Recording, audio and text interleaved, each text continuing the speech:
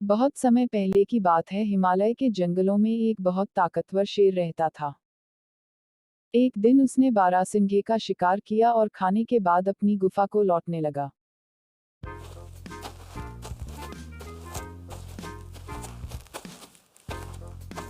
अभी उसने चलना शुरू ही किया था कि एक सियार उसके सामने दंडवत करता हुआ उसके गुणगान करने लगा।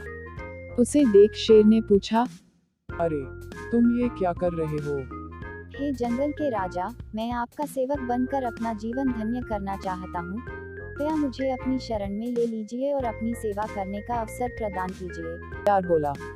शेर जानता था कि सियार का असल मकसद उसके द्वारा छोड़ा गया शिकार खाना है, पर उसने सोचा कि चलो इसके साथ रहने से मेरे क्या जाता है, नहीं कुछ तो छोटे मोटे काम ही कर दिया करेगा। और उसने सियार को अपने साथ रहने की अनुमति दे दी। उस दिन के बाद से जब भी शेर शिकार करता, सियार भी भरपेट भोजन करता। समय बीतता गया और रोज मांसाहार करने से सियार की ताकत भी बढ़ गई। इसी घमंड में अब वह जंगल के बाकी जानवरों पर रौब भी झाड़ने लगा। और एक दिन तो उसने हद ही कर दी। उसने शेर से कहा, आज तुम आराम करो, शिकार मैं करूंगा और तुम मेरा छोड़ा हुआ मांस खाओगे। शेर यह सुन बहुत क्रोधित हुआ, पर उसने अपने क्रोध पर काबू करते हुए सियार को सबक सिखाना चाहा। शेर बोला, यह तो बड़ी अच्छी बात है, आज मुझे भैंसा खाने का मन है, तुम उसी का शिकार करो।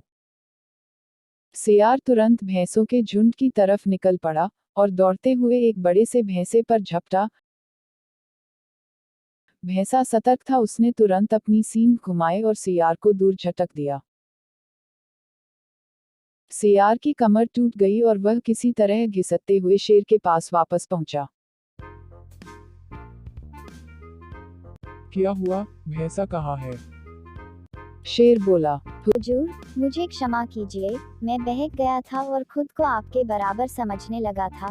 सियार गिड़गिड़ाते हुए बोला, धूर्त, तेरे जैसे एहसान फरामोश का यही हस्र होता है। मैंने तेरे ऊपर दया करके तुझे अपने साथ रखा और तू मेरे ऊपर ही ध्वंस जमाने लगा। और ऐसा कहते हुए शेर ने अपने एक ही प्रहार से सियार को ढेर कर दिया। किसी के किए गए उपकार को भूल उसे ही नीचा दिखाने वाले लोगों का वही हस्र होता है जो इस कहानी में सियार का हुआ। हमें हमेशा अपनी वर्तमान योग्यताओं का सही आंकलन करना चाहिए और घमंड में आकर किसी तरह का मूर्खतापूर्ण कार्य नहीं करना चाहिए।